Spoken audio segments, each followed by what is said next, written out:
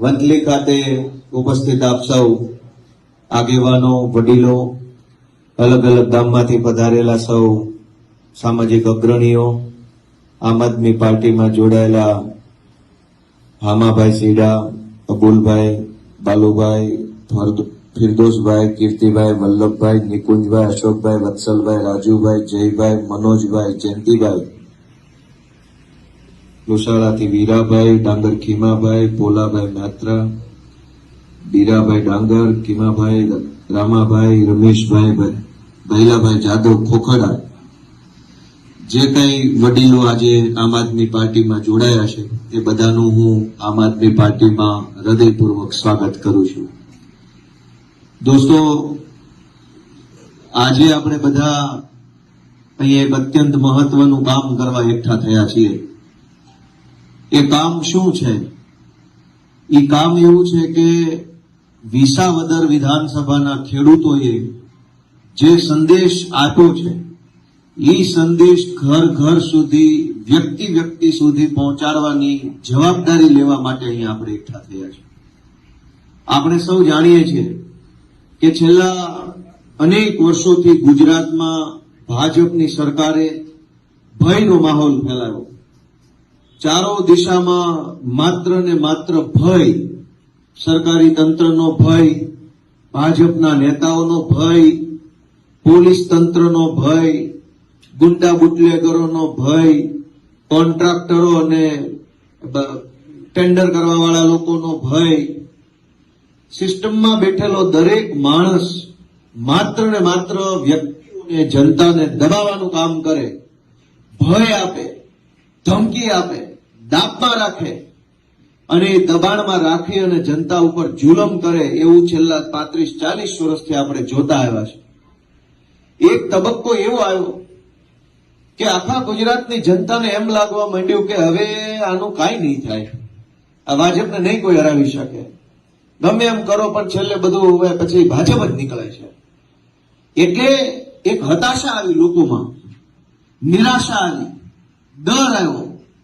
હું કંઈક કરીશ ને મને કંઈક કરી નાખશે તો, અને હું કરીશ તો મારું ઉપજશે કે નહીં ઉપજે, મને કોણ ટેકો આપશે, મારે શું કામ કાંઈ કરવું જોઈએ, કોઈને વાંધો નથી તો મારે વાંધો નથી લેવો, મારે ચલાવી લેવું છે. આવા પ્રકારે હજારો લોકોમાં એક હતાશા આવી ગઈ, એક નિરાશા આવી ગઈ, અને નિરાશામાં ને નિરાશામાં હજારો લોકોએ કાં તો રાજકારણમાં રસ લેવાનું જ બંધ કરી દીધું, અને જેને રસ લેવાનું બંધ નહોતા કરી શકે એમ એ ભાજપમાં વયા ગયા. સરવાળે વિરોધ પક્ષો નબળા બનતા ગયા, જનતાનો અવાજ બંધ થતો ગયો, અને ભાજપ છે એ માથે ચડતું ગયું ને દાદાગીરી કરતું ગયું. આ પરિસ્થિતિ 40 વર્ષ દરમિયાન થઈ. વચ્ચેનો ગાળો એવો આવ્યો કે ગુજરાતભરમાં અનેક નવા નવા નેતાઓ આવ્યા. આમ જનતાને એમ થયું કે હાલો ભાઈ, આ કંઈક કરે એવો લાગે છે, હાલો. જેવા પાછળ લટક્યા હતા ભાઈ ગબલીને વયા ગયા. બીજો નેતા આવ્યો, પબ્લિકે ટેકો આપ્યો, એને દગો કર્યો. ત્રીજા આવ્યા, એને દગો કર્યો. થોડો ઘણો જે વિશ્વાસ કે થોડી ઘણી જે આશા વધી હતી પબ્લિકની, એ બધી આશા કેટલાક દગો કરનારા નેતાઓએ તોડી નાખ્યો. સરવાળે એવું થયું કે હવે તો કાંઈ કરવું જ નથી. એવા હતાશા ભર્યા સમયમાં, એવા નિરાશાના સમયમાં પબ્લિક એક બાજુથી કેટલું કહેવા માંગતી હોય અને એક બાજુ કશું જ ન બોલી શકે, એવી લાચારી ભરી પરિસ્થિતિમાં વિસાવદરની જનતાએ ક્રાંતિ કરી. આમ આદમી પાર્ટીના ખોવડે કોડિયું કર્યું, પણ એનું અજવાળું આખા ગુજરાતમાં પહોંચ્યું. દોસ્તો, હવે એ સંદેશ, વિસાવદરે જે સંદેશ આપ્યો, એ સંદેશ આપણે વ્યક્તિ વ્યક્તિ સુધી પહોંચાડવાની જવાબદારી આજથી આ હોલમાંથી લઈને બહાર જવાનું છે. સંદેશ શું આપ્યો વિસાવદરના લોકોએ? એમણે મહત્વના 3 સંદેશ આપ્યા છે. પહેલો સંદેશ કે ભાજપ પાર્ટી હારવાને લાયક પાર્ટી છે, ભાજપ પાર્ટી હારવી જ જોઈએ, આવી હલકી માનસિકતા ધરાવતી પાર્ટી ક્યારેય જીતવી ન જોઈએ. એ પહેલો સંદેશ વિસાવદરની જનતાએ આખા ગુજરાતને આપવાનું કામ કર્યું છે કે આ પાર્ટી ન જીતવી જોઈએ. ભાજપ, એનો અધિકાર નથી ચૂંટણી જીતવા ઉપર. એની માનસિકતા એવી છે કે સમાજના તમામ વર્ગ સાથે અન્યાય કરે છે અને એટલે આ પાર્ટીને ક્યારેય જીતવા દેવાય નહીં. અને એટલે જ વિસાવદર વાળા તો ક્યારેય નથી જીતવા દેતા. ચૂંટણી જે આવી હોય એ આવી જાય. વિસાવદરમાં હોય એટલે પિક્ચર ક્લિયર જ હોય કે ફેલ થવાનું જ ભાજપ. તો વિસાવદરની જનતાએ પહેલો સંદેશ આપ્યો કે ભાજપ હારવાને લાયક પાર્ટી છે, કોઈ સંજોગોમાં જીતવી જોઈએ નહીં. એની કાળજી આપણે બધાએ લેવાની છે અને આ વાત લોકો સુધી પહોંચાડવાની છે. બીજો સંદેશ કે ભાજપ પાર્ટીને હરાવી શકાય છે, આ સૌથી મોટો સંદેશ એને આપ્યો છે. કરોડો લોકો એવું માને છે કે આને કાંઈ ન કરી શકાય, પણ વિસાવદરના આપણા શેઠા પાડોશી ખેડૂતોએ, માલધારીઓએ, રત્ન કલાકારોએ, ખેત મજૂરોએ, સામાન્ય વેપારી દુકાનદારોએ બધાએ ભેગા મળી સાબિત કરી બતાવ્યું કે ભાજપ શું ભાજપના પિતાશ્રીને હરાવી શકાય એમ છે. આવો સંદેશ આપ્યો. વિસાવદરમાં ભાજપે શું તાકાત લગાવી?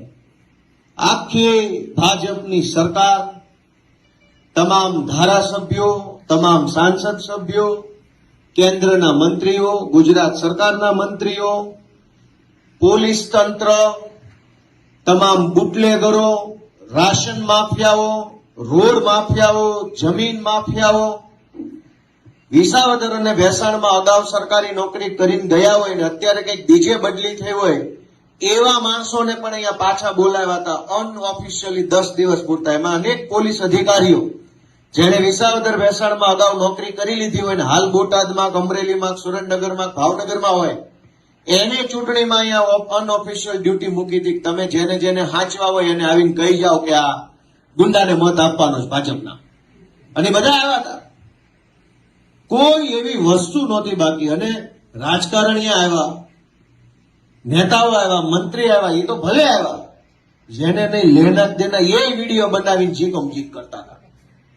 પણ વિસાવદરની જનતાએ બીજો સંદેશ આપ્યો કે તમે સંકલ્પ લ્યો, તમે નિર્ણય કરો, તમે મુઠ્ઠી બંધ કરો તો દુનિયાની કોઈ તાકાત તમારા સંકલ્પને રોકી નથી શકતી. તમારી પાસે તાકાત છે, વિસાવદર આપણને કીધું છે. જનતામાં એ તાકાત છે. જનતા જે નક્કી કરે એ થઈને રહે છે એવું વિસાવદરમાંથી સાબિત થયું. વિસાવદરની જનતાએ આપણને બધાને હાથ જોડીને કીધું છે કે હવે તો સંકલ્પ કરો કે નહીં. ક્યાં સુધી ભાજપની વાહે ટીંગાશો? અવળી મોટી સરકાર લાગી ગયા પછી કોઈ એવું વાત, પૈસા કેટલા, દારૂ, ગુંડા, બધી જ તાકાત ધ્વસ્ત થઈ ગઈ. જનતાએ લીધેલો સંકલ્પ જીતી ગયો. સંદેશ એવો છે કે તમારા સંકલ્પમાં તાકાત છે. રામાયણની અંદર જાંબુવનજી મહારાજે હનુમાનજી બાપાને કહેવું પડ્યું હતું કે ભાઈ તમે દરિયો કૂદી શકો એમ છો. દરિયાના આ કાંઠે બેઠા હતા અને લંકામાં જવાનું હતું ત્યારે બધા વિચારતા હતા શું કરશું, કેમ કરશું. જાંબુવનજીએ હનુમાનજી બાપાને એની શક્તિ યાદ કરાવી કે તમે મહાશક્તિશાળી છો, બાહુબલી છો, બજરંગબલી છો, પવનપુત્ર છો, તમે ધારો તો ઉડીને હમણાં લંકા પોગો. અને હનુમાનજીને એની શક્તિનો અહેસાસ કરાવ્યા પછી હનુમાનજી ગયા. ગુજરાતની જનતામાં એ તાકાત છે કે ગમે એવી સત્તાના મૂલ્ય કાઢી નાખે, પણ એ તાકાતને યાદ કરાવવાનું કામ કોણે કર્યું છે? વિસાવદરની જનતાએ એ કામ કર્યું છે. આપણને આપણી તાકાત યાદ કરાવી છે. હજુ જો આપણે આપણી તાકાત ન ઓળખીએ, આપણે આપણી તાકાતનો સાચો ઉપયોગ ન કરીએ તો હવે ભગવાને આપણને બચાવી નહીં શકે. જેવું જેવું ભોગવી લો કોઈ દી ફરિયાદ ન કરતા. જો જનતા હારે તો આખી સરકાર હરાવે. વિસાવદરની જનતાએ આપણને ત્રીજો અને અત્યંત મહત્વનો સંદેશ આપ્યો છે કે તમારો આત્મા જગાડો, બોલો. કેમ બધું ચૂપચાપ સહન કરી લ્યો છે? ચારો તરફ આખા ગુજરાતમાં લોકો સરકારના તમામ અન્યાય, તમામ અત્યાચાર, તમામ શોષણ બધું જ સહન કરી લે છે. બે ભાઈઓ વચ્ચે જમીનનો ભાગ પડે બાપ દાદાની તો એક શાહ ઓછો આવે તો સુપ્રીમ કોર્ટ સુધી લડી લેવા તૈયાર છે, ભાઈનો હાથ ભાંગી નાખવા તૈયાર છે. પણ આપણો ધારાસભ્ય કામ ન કરે, નગરપાલિકા કામ ન કરે, વર્ષોના વર્ષો સુધી ખાડા ખોદેલા રાખે. એક ઓવરબ્રિજ કેશોદમાં બનતો હોય, વંથલીમાં એક નાળું બનતો હોય, 3-3 વર્ષ કામ હાલે, કેટલાય માણા પડે, ગાડીઓ ફૂટી જાય, મુંડા ફૂટી જાય, ઈંધણ ભાંગી જાય, તોય કોઈ બોલવા તૈયાર નથી. પણ આપણો ભાઈ જો 1 ફૂટ જમીન વધુ લઈ ગયો બાપ દાદાની મિલકતમાંથી તો નહીં મજા આવે. પ્રાંત ઓફિસના ધક્કા ખાવા તૈયાર છીએ, કલેક્ટરમાં જાઓ ને અમદાવાદે જાઓ ને મોટો વકીલ રાખો ને તને બતાવી દઉં. દોસ્તો, કઈ હદે આપણે લાચાર બની ગયા છે. વિસાવદરની જનતા આપણને ઢંઢોળવાની કોશિશ કરે છે કે જાગો, તમારા આત્માને પૂછો કે તમે આ જે બધું સહન કરો છો એ વ્યાજબી છે? બોલતા કેમ નથી? અવાજ કેમ નથી ઉઠાવતા? તમારા ગામમાં સરકારી નાળું બનતું હોય, ગટર બનતી હોય, બ્લોક નખાતા હોય, ખોટું થતું હોય તોય કેમ તમારો આત્મા નથી જાગતો? બોલતા કેમ નથી? અને આપણા ગામમાં ખોટું કામ થતું હોય ને આપણે બોલીએ નહીં તો ભારત દેશમાં રહેવાને લાયક જ નથી. આપણી જેવો દેશ વિરોધી માણા કોણ હોય? આપણા દેશમાં, આપણા ગામમાં આવીને કોક માણસ ભ્રષ્ટાચાર કરી જાય અને આપણે એવી રીતે બચાવ કરીએ કે અમારી જ્ઞાતિનો છે, અમારી જ્ઞાતિનો સરપંચ છે, બોલશું તો એને નહીં, અમારી જ્ઞાતિનો તાલુકા સભ્ય છે, અમારી જ્ઞાતિનો જિલ્લા સભ્ય છે. દોસ્તો, આ કઈ માનસિકતાએ આપણને કાયર બનાવવાનું કામ કર્યું છે વિચારો. આપણે તો ભારત વીરોની ભૂમિ, એમાંય ગુજરાત, એમાંય કાઠિયાવાડ. અહીંયા શૌર્ય, સમર્પણ ને બલિદાનનો કેવડો મોટો ઇતિહાસ છે. કાઠિયાવાડમાં, જુનાગઢમાં અહીં કેવા કેવા માણસો પાક્યા છે, કેવા કેવા વીર પુરુષો પેદા થયા. અને ઈ ભૂમિમાં આપણે એવા એના વારસામાં આવ્યા કે આપણે એક નબળું નાળું થતું હોય તોય ન બોલી શકીએ. તો આપણે ઇતિહાસના નામે કોઈ મહાપુરુષનું નામ આપણા મોઢે લેવાનો હક નથી. આપણે એનું નામ લે તો એનું નામ આપણે એનું નામ ખરાબ કરીએ છીએ.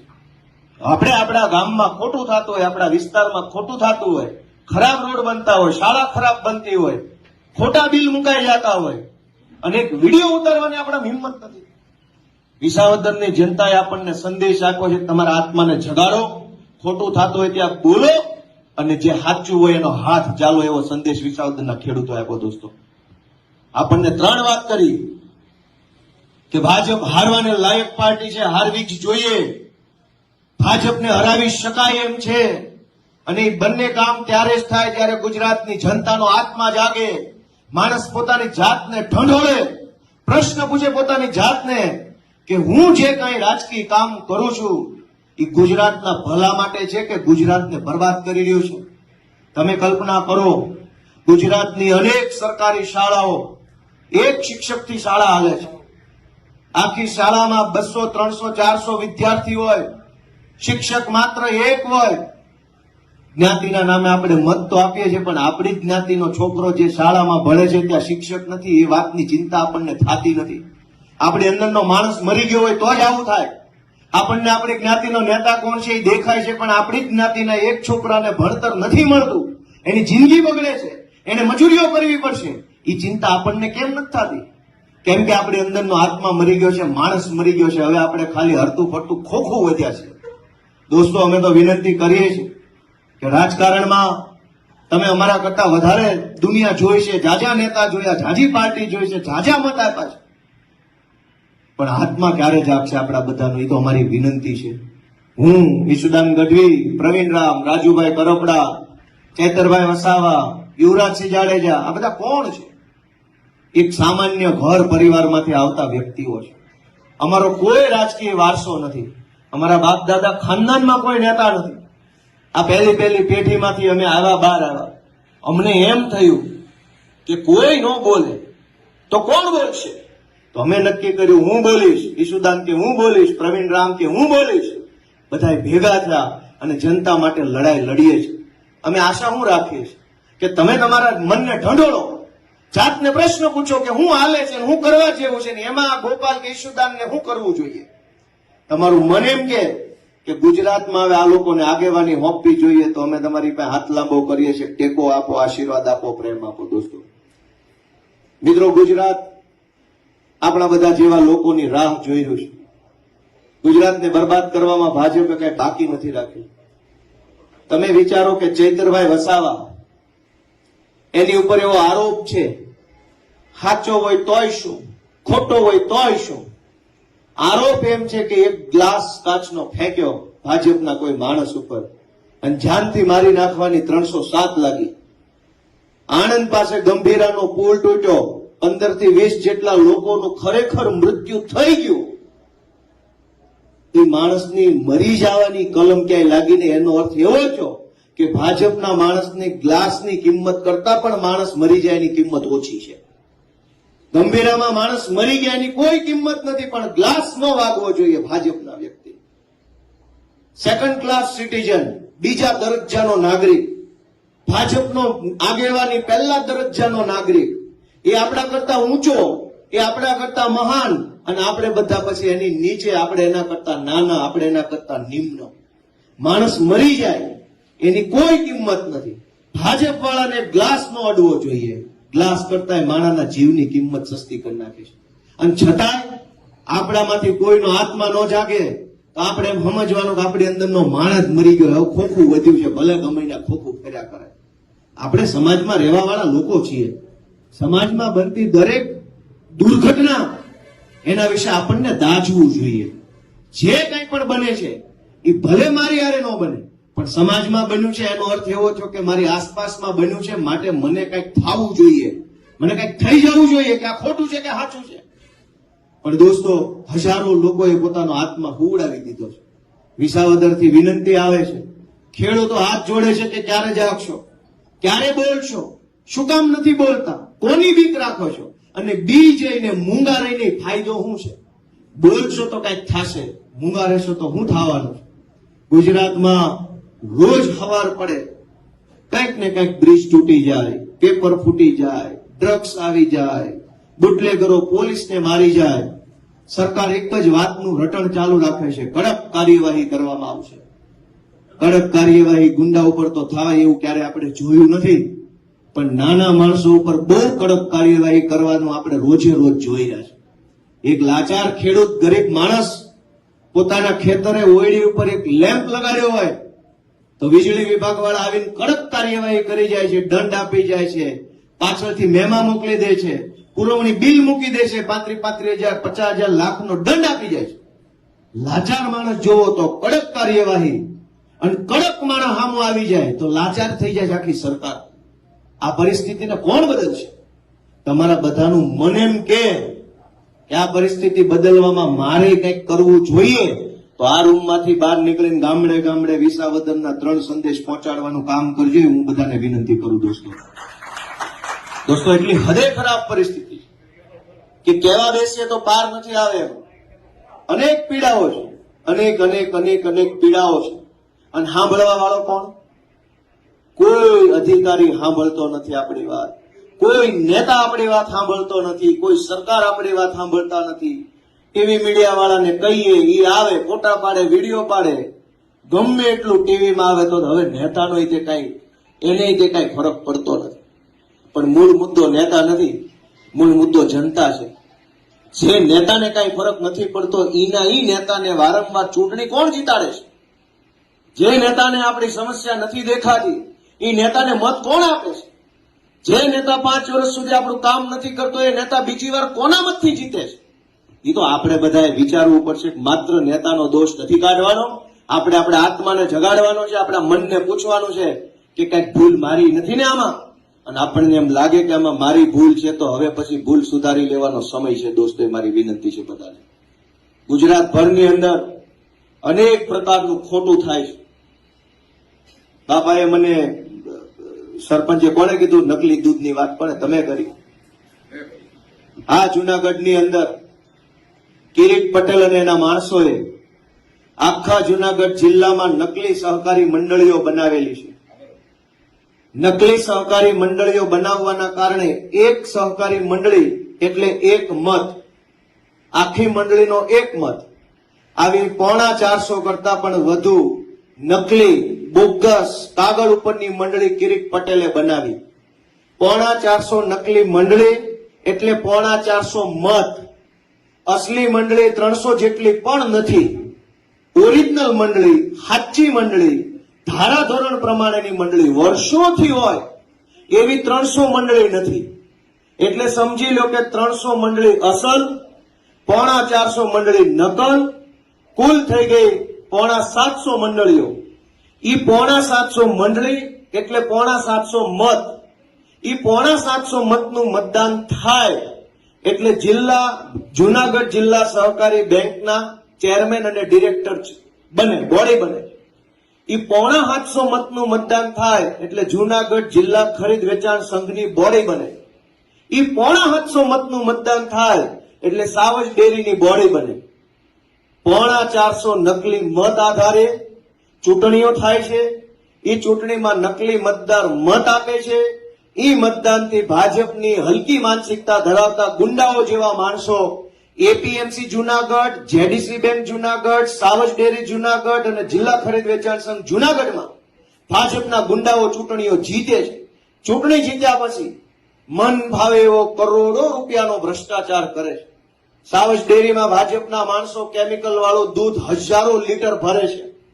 તમે વિચાર કરજો કે આજથી થોડાક વર્ષો પહેલા કેન્સરનું પ્રમાણ બહુ ઓછું હતું. આજ તમે તમારી આસપાસમાં જોજો, હજારો લોકો કેન્સરના રોગી છે. વંથલીમાં, કેશોદમાં, વિસાવદરમાં, માંગરોળમાં, માણાવદરમાં અનેક મહિલાઓ પણ કેન્સરને પીડિત છે. અને બાનું એવું બતાવે છે કે તમે દવા છાંટો છો ખેતરમાં એટલે આવું થાય. નહીં, એ વાત ખોટી છે. દૂધની અંદર પ્યોર કેમિકલ નાખવામાં આવે છે. એ કેમિકલ વાળું દૂધ સાવજ ડેરીમાં ભાજપના માણસો ભરે છે. સાવજ ડેરીમાં પેકિંગ થાય છે. એ પેકિંગ વાળો માલ આપણે બીજા ત્રીજા દિવસે ખરીદીને પી જઈએ, પછી થાય છે આપણને કેન્સર. દવા તો વર્ષોથી છટાઈ છે. હમણાં જ કાં કેન્સર વધ્યા? દવા કઈ 5 વર્ષથી થોડી ચાલુ કરી, દવા તો 20 વર્ષથી છટાઈ છે. બહુ જૂના જમાનામાં મોનોકોટોફોસ થી ચાલુ થયેલું, તેથી કોઈને કેન્સર ન થયા. અને દવા તો પાંદડા ઉપર છટાઈ ગઈ. પણ તોય જૂનાગઢ સાવજ ડેરીના ભાજપના મળતિયાઓ નકલી મંડળીના આધારે, નકલી મતદાનના આધારે ચૂંટણી જીતીને સાવજ ડેરીમાં બેસે, કેમિકલ વાળું દૂધ વેચે, કરોડો લોકોના જીવન સાથે ખિલવાડ થઈ રહ્યો છે. પણ આપણો આત્મા નથી જાગતો. શું કામ? આપણો આત્મા હિન્દુ, મુસલમાન, પાકિસ્તાનમાં ફસાઈ ગયો છે, ગાળામાં આવી ગયો, કીચડમાં ફસાણેલા છે. આપણને આપણા જીવની ચિંતા નથી થતી કે આ કેમિકલ વાળું દૂધ કિરીટ પટેલ ને એના માણસો પીવડાવે છે, મરી જાવું. મોતની ચિંતા નથી, પણ પાકિસ્તાનની ચિંતા વંથલી બેહીને કરે છે લોકો. ક્યારે આત્મા જાગશે? ક્યારે આપણું મન જાગશે કે હું મરી જાવી પહેલા મારી તો ચિંતા કરું, ભારતની ન કરો તો કાંઈ નહીં, તમારા પોતાના જીવની અને સ્વાસ્થ્યની ચિંતા તો કરો. હમણાં રિપોર્ટ આવ્યો તો બ્રાઝિલ દેશમાંથી, અમેરિકાથી, ઓસ્ટ્રેલિયાથી, કેનેડાથી, દુનિયાના તમામ દેશમાંથી રિપોર્ટ આવ્યો કે ભારતમાં જે માણસને પીવાની દવા બનાવે છે, કફની દવા, તાવની દવા, બીજી ત્રીજી દવા, એ દવા અત્યંત હલકી ક્વોલિટીની દવા છે. ભારતની કંપનીઓએ, એમાંય ગુજરાતની અમદાવાદની કંપનીઓએ કફની દવા, તાવની દવા જે બનાવી, એ દવા બ્રાઝિલમાં, કેનેડામાં, ઓસ્ટ્રેલિયામાં વેચી. ત્યાં લોકો એ દવા લીધી, માંદા પડ્યા, કેટલાક લોકોના મોત થઈ ગયા. એ પછી એ દેશની સરકારોએ આપણા દેશની કંપનીઓ પર પ્રતિબંધ મૂક્યો કે તમારી દવા અમારા દેશમાં નથી વેચવા દેવી. એવી હલકી કક્ષાની માણસની દવાઓ બનાવે છે. હવે એ દવા ચાખીને તો પીવાતી નથી. તમને તાવ આવ્યો, શરદી આવી, તમે 10 રૂપિયાની ગોળી લીધી, હવે ખબર કેમ પડે કે હલકી કક્ષાની છે, ખારી કક્ષાની છે? કયો છે બધા, મને ખબર પડે કે ન પડે? વિશ્વના દેશોએ ગુજરાતની દવા બનાવવાની કંપની ઉપર પ્રતિબંધ મૂક્યો. ભારતની સરકારે શું કર્યું? એ હલકી દવા બનાવવા વાળી બધી કંપની પાસેથી 50 કરોડનું ચૂંટણી ફંડ લીધું ને કીધું મરાય એટલા મારો, જે થવું એ થાય વેચો. ભાજપે ઓફિશિયલી ઓન પેપર વ્હાઇટના પૈસામાં એકાઉન્ટ ટ્રાન્સફર થી 50 કરોડનું ફંડ લીધું દવા બનાવવાની કંપનીઓ પાસેથી, અને કીધું જેવી ફાવે એવી વેચો, મરી જાય. ક્યાં બાપાના છે? દોસ્તો, આપણો આત્મા નથી જાગતો. આપણને વિચાર નથી આવતો મરી જવું છે, પણ હારા મુદ્દે મત નથી આપતો. કઈ હદે આપણો આત્મા ભૂઈ ગયો છે? કઈ હદે આપણો માણસ કઈ હદે મરી ગયો છે કે મોત આવે, નકલી દૂધ પીને મરી જાય તો વાંધો નથી, નકલી દવા પીને મરી જાય તો વાંધો નથી, બ્રિજ તૂટી જાય મરી જાય તો વાંધો નથી, પણ હારી જગ્યાએ મત નથી આપવો. ભાઈ હામ ખાધા છે કે ભાજપને જ મત દેવો, હારી જગ્યાએ દેવો જ નથી. આ કઈ માનસિકતા છે? આપણે જાતને પૂછો કે હું કયા ગુજરાતનો વારસદાર છું, હું કયા સમાજનો વારસદાર? કયું ગુજરાત? ગાંધીનું, સરદારનું, કૃષ્ણકુમાર સિંહજી, દેવાદાપા બોદર, કેવા માણસોના આપણે વારસદારો છીએ. અને આપણને એની લાત નથી આવતી કે આપણે આપણા પૂર્વજોના માન ખાતરે આવા હલકી માનસિકતાના ભાજપ વાળાને ભગાડીએ. આપણને આપણા પૂર્વજોની લાજ નથી. આપણે જેનું ગર્વ લેવા નીકળ્યા છે એની લાજ શું રાખીએ? આપણે એની જો લાજ રાખતા હોય સરદાર પટેલ કે ગાંધીજીની કે કૃષ્ણકુમારસિંહજીની કે જે કઈ મહાપુરુષો ગુજરાતમાં થયા એની લાજ રાખતા હોય તો આપણી અંદરનો આત્મા જાગી જવો જોઈએ, આપણું મન જાગવું જોઈએ કે બહુ ખોટું થાય છે અને કોકના મોત માટે થઈને ભાગીદાર બનવામાં મારો મત નહીં હોય. હવે યા તો હું ઘરે બેસીશ યા તો હારો માણસ જોઈને મત આપીશ, પણ કોક મરી જાય એમાં મારો મત ન હોવો જોઈએ. ગંભીરાનું નાળું તૂટ્યું, લોકો ગુજરી ગયા, સરકારે કીધું 23 ગાળા પૈકીનો એક ગાળો તૂટ્યો છે. મુખ્યમંત્રીએ એવું કીધું કે બધા નથી તૂટ્યા, એક જ તૂટ્યો છે. એનો અર્થ એવો નીકળ્યો કે નાળું ભલે તૂટ્યું પણ ભાજપની સરકારનો ઘમંડ હજુ નથી તૂટ્યો, એટલેથી આવા બાના કાઢે છે કે એક ગાળો તૂટ્યો. એને શરમ નથી કે કેટલા માણસો મરી ગયા, એનો આખો માળો તૂટી ગયો પરિવારનો. આ એક માણસ મરી જાય એના આખા પરિવારનો માળો તૂટી જાય, આખો માળો તૂટ્યો એની સરકારને ચિંતા નથી, બસ ગાળો એક તૂટ્યો છે ને એટલે બીજી કઈ ઉપાધિ નથી.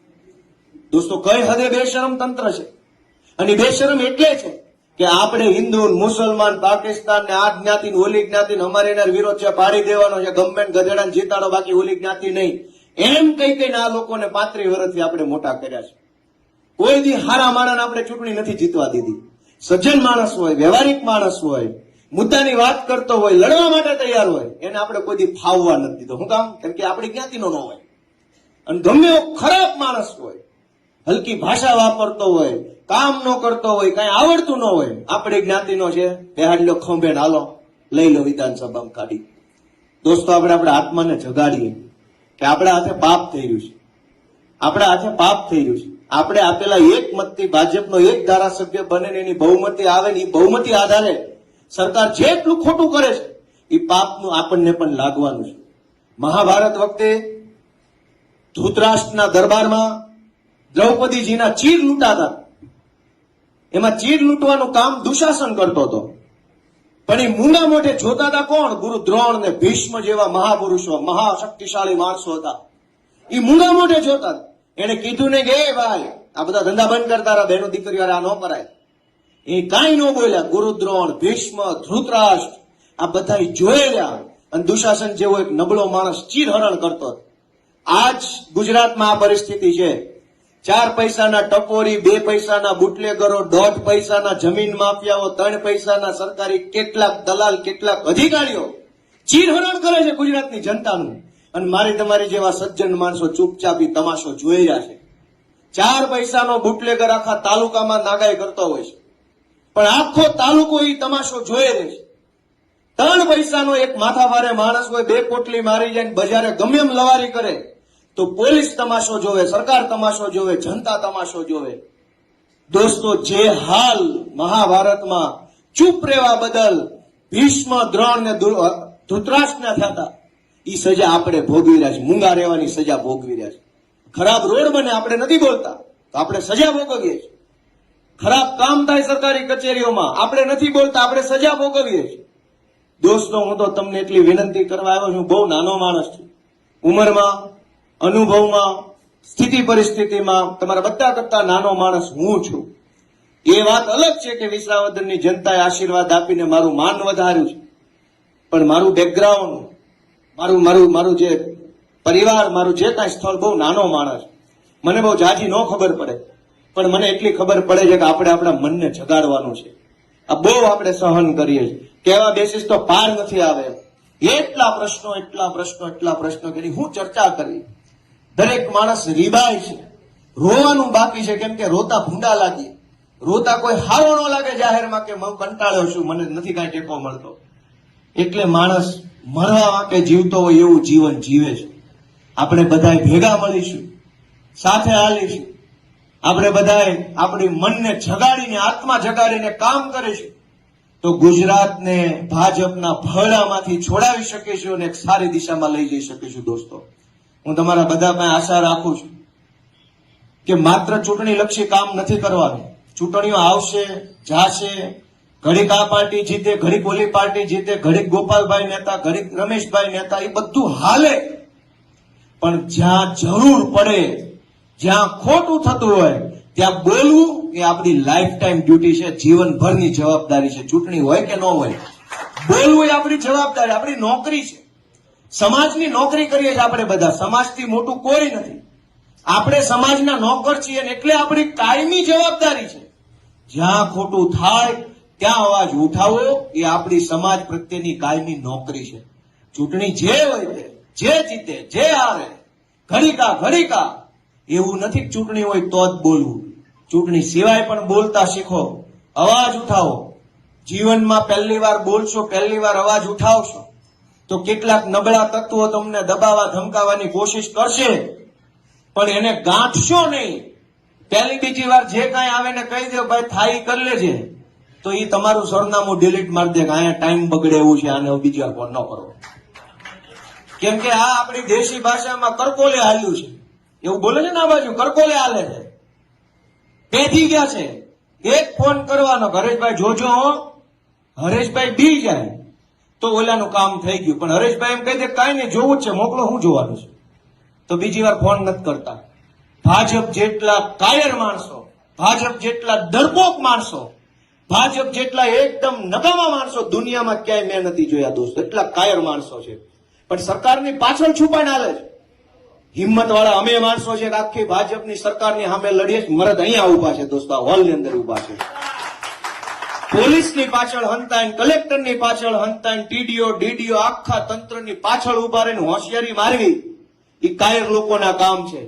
સરકાર આખી ફોજ લઈને આવે, આખી police, crime branch, LCB, bootlegger, પૈસા, મંત્રી તંત્રી તમામ એની સામે ઉભા રહે ને એ આમ આદમી પાર્ટીના યોદ્ધાઓ છે દોસ્તો, લીડર અમે છીએ.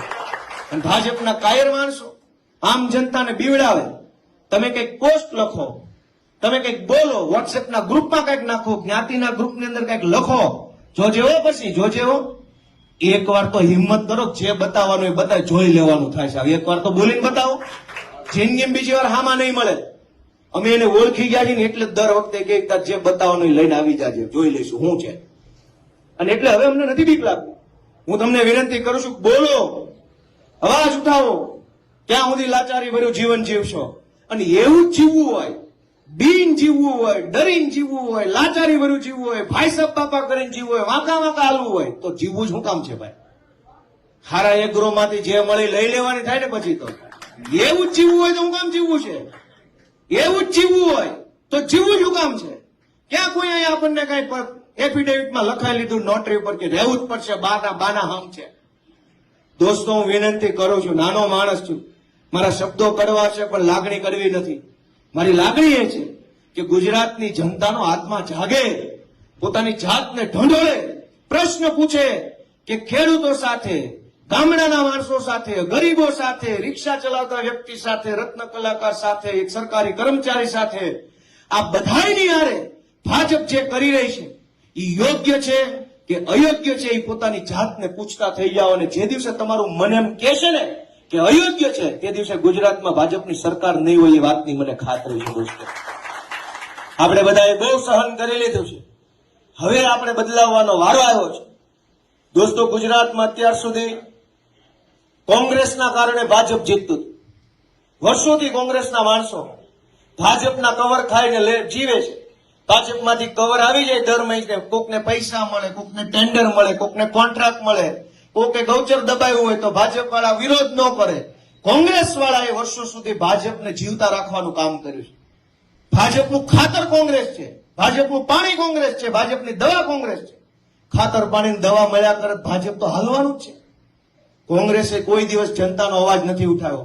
આ વિસાવદરની ચૂંટણીમાં મને હરાવવા માટે કોંગ્રેસે કામ કર્યું, ભાજપની હારે મળીને કામ કર્યું.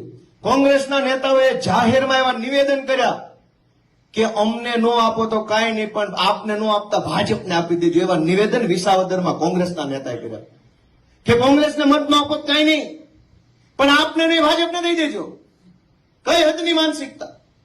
અમારું ગઠબંધન હતું, નક્કી થયેલું. અહીં માણાવદરમાં પેટા ચૂંટણી આવી, વિજાપુરમાં આવી, વાઘોડિયામાં આવી, અહીં પોરબંદરમાં આવી. નક્કી હતું કે જ્યાં જ્યાં પેટા ચૂંટણી આવે, જે પાર્ટીનો ધારાસભ્ય ગયો હોય વિપક્ષમાંથી એ પાર્ટી ઉભો રહે. બધી જગ્યાએ કોંગ્રેસના ગયા હતા, તેને ઉભા રાખ્યા. અહીંયા અમારો આમ આદમી પાર્ટીનો હતો તો અમારો વારો હતો. ચારે પાંચેય જગ્યાએ પેટા ચૂંટણી આવી, અમે ઉમેદવાર ન ઉભો રાખ્યો, અમારો વારો વિસાવદરમાં આવ્યો. ત્યારે ભાજપે કોંગ્રેસના બધા નેતાને બોલાવીને એવું કીધું કે ગોપાલને હરાવવામાં સાથ આપવાનો છે, નહીતર પછી તમારા પડીકા પેકેજ કોન્ટ્રાક્ટ કટકી બધું બંધ થઈ જાય દુકાન. અને બધા જ કોંગ્રેસ વાળા મારા વિરુદ્ધમાં પ્રચાર કરતા. એકેય મરદમાના કડીમાં જઈને પ્રચાર નહોતા કરતા. કોંગ્રેસમાં હતા એટલા બધા વિસાવદર હતા, કાં કડીમાં ન ગયા? ગોપાલ ઇટાલિયાને હરાવવા માટે ગોપાલ પોતે ચૂંટણીમાં નહોતો ઉભો. આ વખતે ગુજરાતના 54 લાખ ખેડૂતોએ ચૂંટણી લડતા હતા દોસ્તો, અને કોંગ્રેસે ખેડૂતોને હરાવવા માટે નીકળી. હું તો એક નિમિત્ત છું. હું કોણ? ગોપાલ કોણ? કાંઈ નહીં. ગોપાલ એટલે એક મામૂલી ખેડૂતનો દીકરો, એક વકીલ, એક યુવાન. હું કાંઈ મહાન નથી, પણ ગુજરાત આખાના ખેડૂતો, કરોડો લોકો, એની લાગણીઓ વિસાવદરની સીટ આરે જોડાયેલી હતી. હજારો માણસો રોજ સવારે દીવાબત્તી કરે ને ત્યારે વિસાવદરને યાદ કરતા હતા દીવાબત્તીમાં. વાત સાચી છે કે ખોટી? હજારો લોકો જે કઈ કામ ધંધે જઈને આખો દિવસ મગજમાં વિસાવદર વિશે વિચારતા હતા. શું થયું, કેમ થયું, ગોપાલનું શું થયું, ભાજપનું શું થયું. કરોડો લોકોની લાગણીઓ જે ચૂંટણી આરે જોડાઈ હતી, એ ચૂંટણીનું નિમિત્ત એટલે કે ગોપાલ ઇટાલિયાને હરાવવા માટે કોંગ્રેસે બધા જ ઉધામા કર્યા. પણ જનતાની તાકાત મોટી તાકાત છે. હું તમને વિનંતી કરું છું કે કોંગ્રેસ વાળાને હવે તમે જરાક ઓળખી લેજો. ભાઈ, આ પંથકમાં તમે ઘણો સમય આપ્યો છે, બદલામાં એને શું આપ્યું? આ માણાવદર, વંથલી, બાંટવા, કેશોદ, માંગરોળ, કોંગ્રેસને તમે શું નથી આપ્યું? વર્ષો સુધી મત આપ્યા. કોંગ્રેસના નેતા પૈસા વાળા થઈ ગયા, પણ ખેડૂતનો એક પ્રશ્ન ક્યારેય તાકાતથી વિધાનસભામાં કોઈ નથી ઉઠાવ્યો. એક પણ કોંગ્રેસનો નેતા 30 વર્ષમાં આ પંથકમાંથી જેલમાં 15 દી રહ્યો હોય તો મને કયો જાઓ. આખા જુનાગઢ જિલ્લો, ગીર સોમનાથ જિલ્લામાંથી જેટલા કોંગ્રેસના નેતાઓ, ધારાસભ્ય, જિલ્લા સભ્યો બન્યા, એમાંથી એક પણ માણસ 15 દિવસ જનતા માટે જેલમાં રહ્યા હોય તો દાખલો બતાવો. કોઈ જેલમાં નથી ગયા. શું કામ? બધા વેવાયું બની ગયા ભાજપ વાળા. ક્યાંથી જેલમાં? વેવાઈને કોણ પૂરે? ઈશુદાન ગઢવી જેલમાં ગયા, હું જેલમાં ગયો, પ્રવીણ રામ જેલમાં હતા, રાજુ કરપડા જેલમાં, ચૈતર વસાવા અત્યારે જેલમાં છે. અમે કોઈ દારૂ કે ડ્રગ્સ વેચતા જેલમાં નથી ગયા. અમે કોઈ બહેનો દીકરીઓને છેડતી કરીને જેલમાં નથી ગયા. જનતા માટે લડતા હતા, સાચા દિલથી લડતા હતા, અને ભાજપ સામે લડતા હતા, એટલે ભાજપે જેલમાં પૂરવાનું કામ કર્યું. દોસ્તો, હું તમારી પાસે આશા રાખું છું કે આવનારી ચૂંટણીમાં તમારો આત્મા જગાડો, તમારા મનને ઢંઢોળો. પ્રચાર હશે ત્યારે બધી પાર્ટી, બધા નેતા, આપણી જ્ઞાતિ, આપણા નેતા, આપણું જોજો કહેવા આવશે. તકલીફ પડશે ત્યારે એકેય ભાજપ કોંગ્રેસનો નેતા આવતો નથી. સમય હોય ત્યારે કોઈ નથી આવતો. આ વિસાવદરમાં ભાજપના 400 નેતા આવ્યા હતા મારા વિરુદ્ધમાં પ્રચાર કરવા. ગંભીરાનો પુલ તૂટ્યો, ત્યાં કેટલા ગયા? કોઈ નહીં. ચૂંટણી હોય તો 400 આવશે, માણા મરી જાય તો 4 જણા નથી આવતા. આ ભાજપ ને કોંગ્રેસની રીત છે. દોસ્તો, મેં તમને મારી બધી વિનંતી કરીશ. હું આશા રાખું છું કે આપણે બધાએ આપણા આત્માને જગાડવાનું કામ કરીએ. આપણે આપણા ઈશ્વરને પ્રાર્થના કરીએ કે આપણને મતિ આપે, આપણને એવી સમજણ આપે કે આપણે આ ભાજપની ચુંગાલમાંથી છૂટી શકીએ. આપણા એક મતના કારણે ગુજરાતના કરોડો બાળકોનું જીવન સુધરે. આપણા એક મતના કારણે કરોડો ખેડૂતોનું જીવન સુધરે. આપણા એક મતના કારણે ગુજરાતના લોકોના ચહેરા ઉપર સ્માઇલ આવે. એવું કંઈક કામ આપણા હાથે થાય, એ માટે ઈશ્વરને આપણે પ્રાર્થના કરીએ. દોસ્તો મિત્રો, ધારાસભ્ય તો હજારો બની ગયા ગુજરાતમાં. કઈ હું કઈ નવી નવાઈ નો છું. આની પહેલા ખટારા ધારાસભ્યોના બની ગયા. એકનો એક માણસ 10-10 વાર ધારાસભ્ય થયો હોય એવાય ઘટનાઓ છે. એકનો એક ધારાસભ્ય 2-2, 5-5 વાર સાંસદ બને એવાય દાખલા છે. ગુજરાતના ઇતિહાસની આ પહેલી ઘટના છે કે જેમાં એક છોકરો ધારાસભ્ય બન્યો, એની આ 20 દીથી ઉજવણી આખા ગુજરાતમાં હાલે છે. દોસ્તો, આ પહેલી ઘટના છે. નકર એક માણસ ધારાસભ્ય બને એના ઢોલ કેટલા દી વાગે? તમને બધાને મારા કરતા જાજી દિવાળી જોયેલી છે. વધીને 2 દી ઢોલ વગાડવાના હોય, પછી બધું રાગે પડતું થાય. પણ આ પહેલી વખત ગુજરાતમાં ઇતિહાસ બન્યો, જાણે સરકાર બની ગયો એવો માહોલ છે. સોશિયલ મીડિયા ખોલો, યુટ્યુબ ખોલો, છાપા ખોલો, વોટ્સએપ ખોલો, ગામના ગલ્લે બેસો, શેઠે વાત કરો, હજુ વિસાવદરનો કોટો ઉતરતો નથી. આખું ગુજરાત લહેરમાં આટા મારે. તો કેટલો ગુજરાતની જનતાને કેટલી દબાવી હશે ભાજપે, ઈ પણ વિચારો. અને વિસાવદરમાં ગોપાલ ઇટાલિયા જીત્યો તો કેટલું લોકોને હાશકારો થયો છે, એ પણ તમે વિચારો. દોસ્તો, હું તમારી બધાની પાસેથી આશા રાખું છું કે વિસાવદરથી નીકળેલા 3 મહત્વના સંદેશ